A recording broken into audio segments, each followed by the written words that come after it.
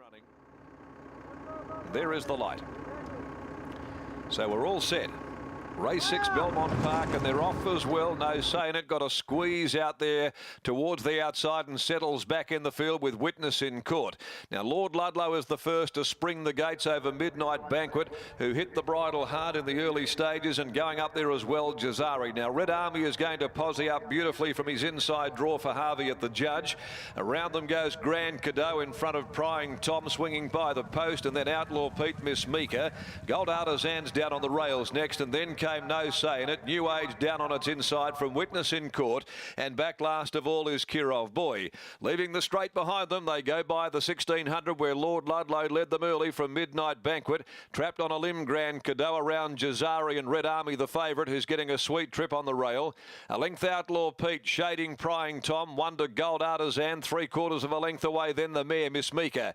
New Age on the rails is next, 3/4 of a length to No Saying It, turning into the back of the course, and Kirov Boy is over on the inside of Witness in court, relegated to last in this order, and there's been no change at the 1200 metre mark. Down the back they go, except now the move has come, and Grand Cadeau swept up and took the lead. Grand Cadeau's now rolled to the top, and Outlaw Pete is going to follow him around. Grand Cadeau was 3 deep early, so he's now taking up the role of pacemaker. Midnight Banquet second. Lord Ludlow, which was in front early, now third on the rails, and outside of it is Outlaw Pete.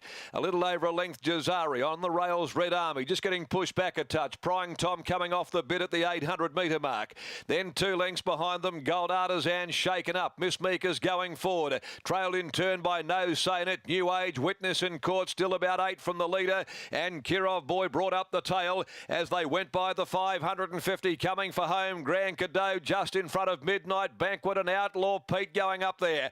On the rails to Lord Ludlow. Followed in the middle, Red Army away from the fence. Harvey has to bide his time now. Goes back towards the inside of Grand Cadeau. Down the outside, Jazari. No Saying It. Witness in court. New Age looking for a needle eye opening on the fence and got a squeeze. Grand Cadeau fights back. On the outside, No Saying It. Prying Tom coming. Red Army's there on the rails at the 100 metre mark. No Saying It. Prying Tom. Red Army. Red Army. Prying Tom. No Saying It. The trio split the line, locked together. There's a great finish. Prying Tom got his head in front.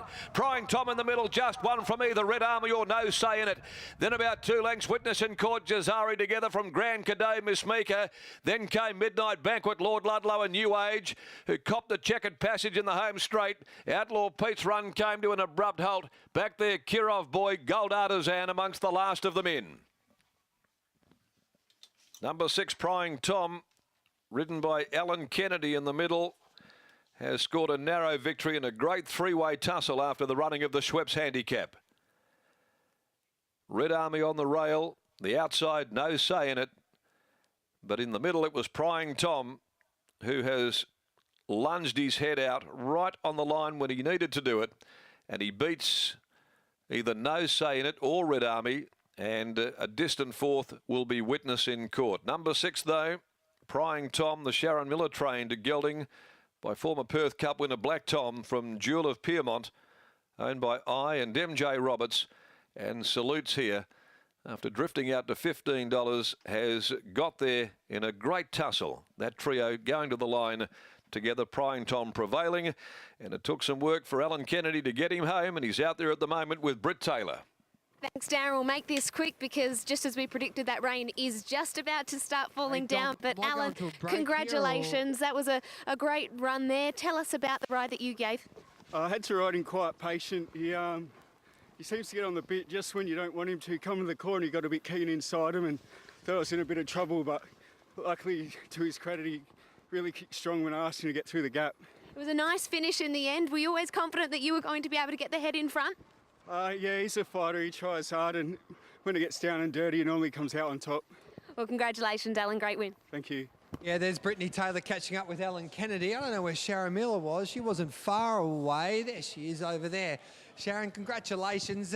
We had a chat before the race and had a lovely run in trance. It looked a little trouble at the bend, but geez, it dug deep to win. Yeah, he's shown us a lot of ability along the line, but he just has little problems every now and then, and a few wide barriers. They sort of got to use him the wrong way in a race, and he doesn't finish off. But today he just had a cuddly run and yeah, he kicked well. And he handled the going well as well. Yeah, I was a little bit worried it might be too wet for him, but he seemed to like it. You keep sticking with him now, this preparation?